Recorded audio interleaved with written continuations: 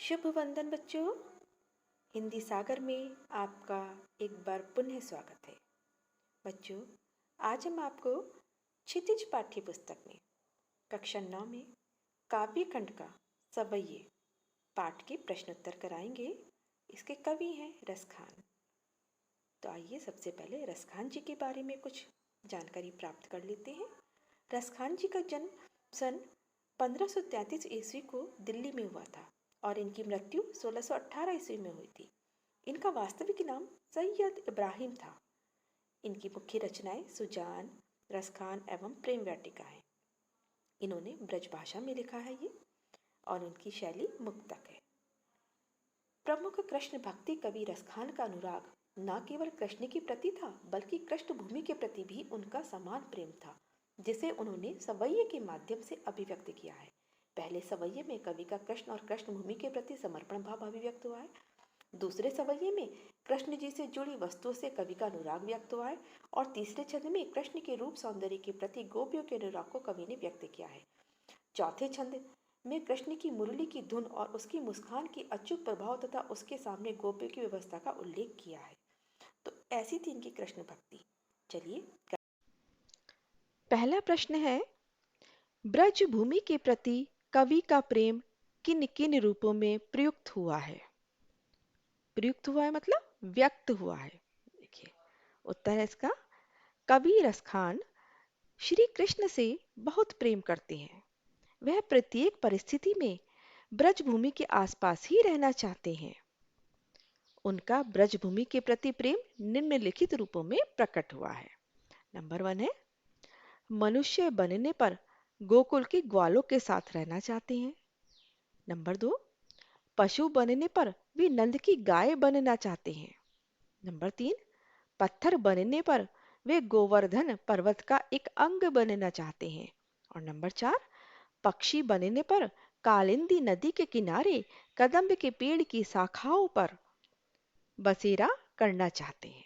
देखिए, नंबर 1 क्या है? मनुष्य बनने पर गोकुल के ग्वालों के साथ रहना चाहते हैं, अर्थात अगर उन्हें मनुष्य का जन्म मिले, अगला जन्म मनुष्य का मिले, तो गोकुल गांव में, जो गोकुल गांव में जहां पर श्री कृष्ण पले और बड़े हुए थे, वहां पर वो उन ग्वालों के बीच रहना चाहते हैं जिनके साथ श्री कृष्ण रहा करते थे और अपनी गायों को चराया करते थे। पशु बनने पर वे नंद की गाय बनना चाहते हैं, अर्थात अगर उन्हें पशु का जीवन मिले तो वह नंद बाबा की गाय बनना चाहते हैं। जिन गायों को श्री कृष्ण चराने के लिए ले जाया करते थे, वो गाय वो बनना चाहते हैं। पत्थर बनने पर वे गोवर्धन पर्वत का अंग बनना चाहते हैं। मतलब अगर उन्हें पत्थर का रूप मिले तो वे उसी गोवर्धन पर्वत का एक पत्थर बनना चाहेंगे या एक अंग बनना चाहेंगे, जिसे श्री कृष्ण ने अपने बाएं हाथ की कनिष्ठा उंगली पर धारण किया था, एक छाते की तरह। ठीक। अगला है, पक्षी बनने पर कालिंदी नदी के किनारे कदम्ब के पेड़ की शाखाओं पर बसेरा करना चाहते हैं। कालिंदी नदी यानी यमुना नदी, यमुना नदी के किनारे पर कदम्ब का पेड़ था और उसके नीचे श्री कृष्ण अपनी बांसुरी बजाया करते थे।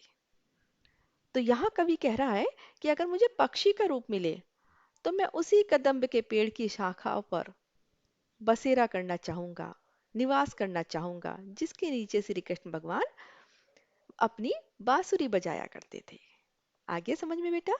चलिए, अगला प्रश्न है, कवि का ब्रज के वन, बाग और तालाब को निहारने के पीछे क्या कारण है? निहारना मतलब किसी को लगातार देखना, प्रेम पूर्वक देखना।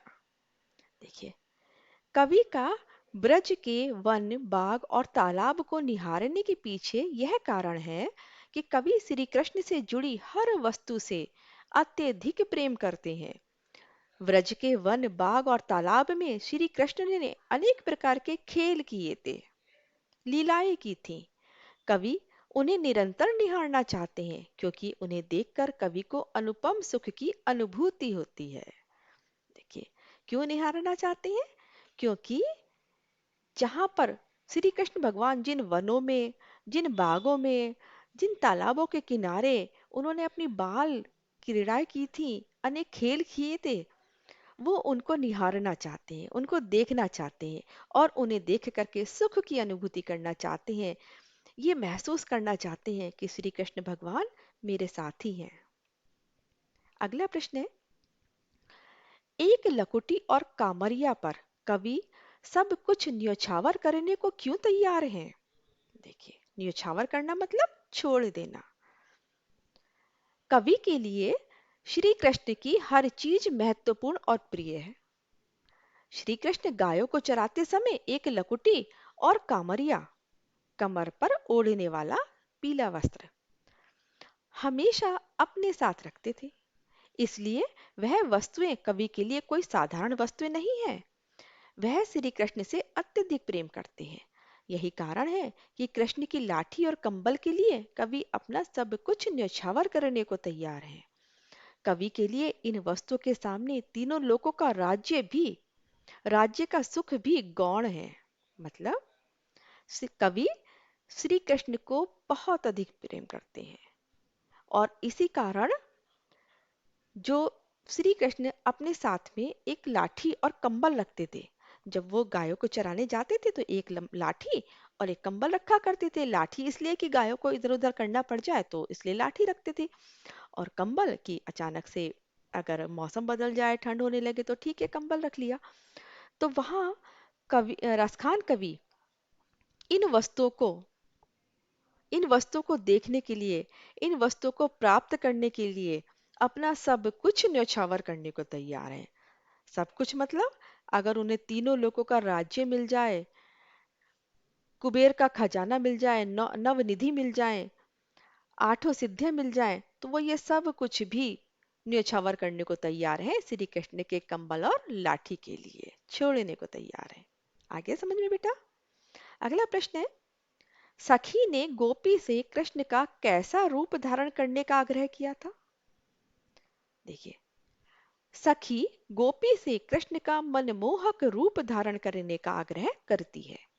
वह गोपी से आग्रह करते हुए कहती है कि कृष्ण के समान सिर पर मोर पंख का मुकुट धारण करे, गले में गुंज की माला पहने, तन पर पीला वस्त्र पहने, हाथों में लाठी थामे, वन में गायों को चराने जाए, किंतु बांसुरी कदापि धारण ना करे। देखिए, जैसे श्री कृष्ण दिखाई देते हैं, जो जो वो धारण करते थे, गोपी कहती है वो सब कुछ धारण करो।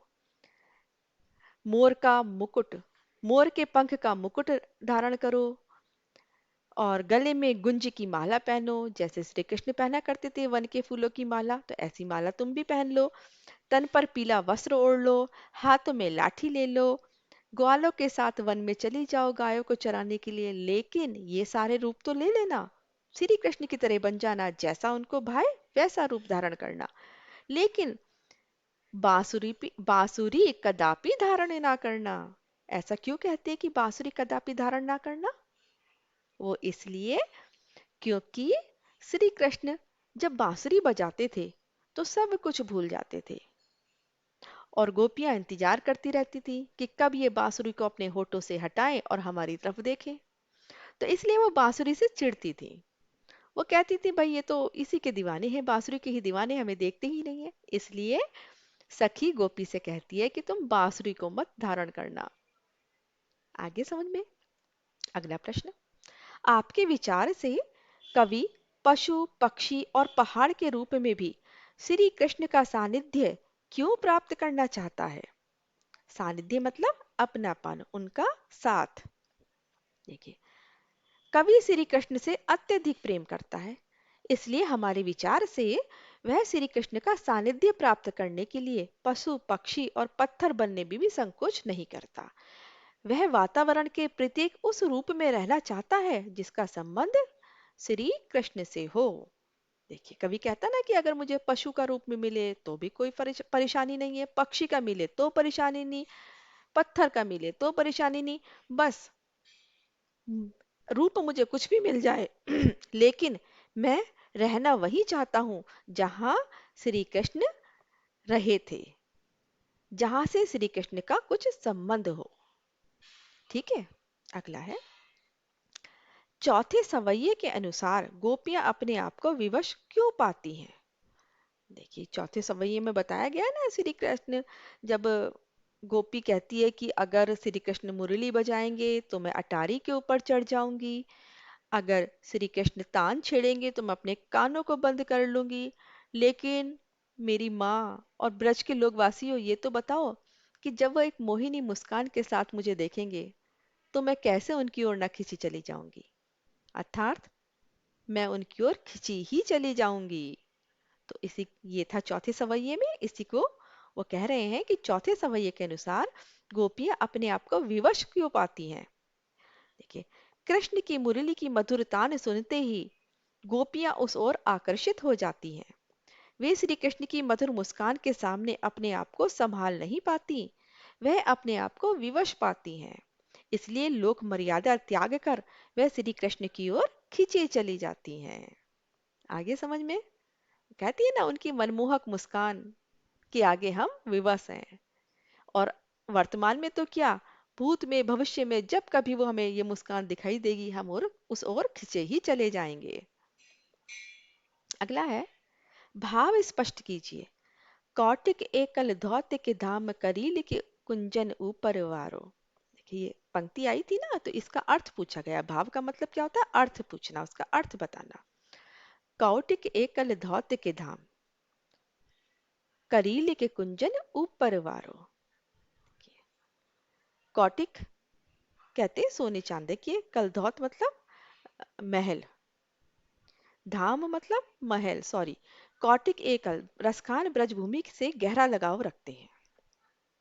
रसखान कवि ब्रजभूमि से बहुत ही गहरा लगाव रखते हैं, इसलिए वह वहां के कांटेदार करील की झाड़ियों के लिए करोड़ों महलों के सुखों का त्याग करने के लिए भी तैयार हैं। कौटिक मतलब करोड़ों, कलधौत मतलब सोने के, धाम मतलब महल, करील मतलब कांटेदार, कुंजन मतलब झाड़ियां, ऊपर वारों मतलब उनके ऊपर बढ़ने के लिए तैयार है। ठीक है। तो यहाँ पर वो रसखान कवि कह रहे हैं कि वह ब्रज भूमि में जो कांटेदार करील की झाड़ियां हैं उनके लिए करोड़ों महलों के सुखों का त्याग करने के लिए भी तैयार हैं। अगर सोने के महल भी उन्हें छोड़ने पड़ जाए तो छोड़ देंगे। अर्थात कवि श्री कृष्ण के समीप ब्रज में रहने के लिए अपने सारे सुखों का त्याग करने के लिए तैयार हैं। अगला है, मायरी वा मुख की मुस्कानी समहारी न जहे न जहे न जहे। देखिए, श्री कृष्ण के मुख पर मोहक मुस्कान को देखकर गोपियां सब कुछ भूल जाती हैं। लोक लाज का भी उन्हें ध्यान नहीं रहता, उनके मन में भय नहीं रहता है, और सब कुछ भूलकर वे श्री कृष्ण की तरफ खिंची चली जाती हैं, उनकी ओर आकर्षित हो जाती हैं। तो आगे समझ में आपको ये सारे प्रश्न उत्तर, आशा करती हूँ कि सभी प्रश्न उत्तर आपकी समझ में आ गए होंगे। अगर आपका मेरे अगर आपको मेरा वीडियो अच्छा लगे, मेरे पढ़ाए हुए प्रश्न उत्तर आपकी समझ में आए, तो मेरे चैनल को सब्सक्राइब करिए, कमेंट करिए, शेयर करिए। खुश रहिए, स्वस्थ रहिए। नमस्कार।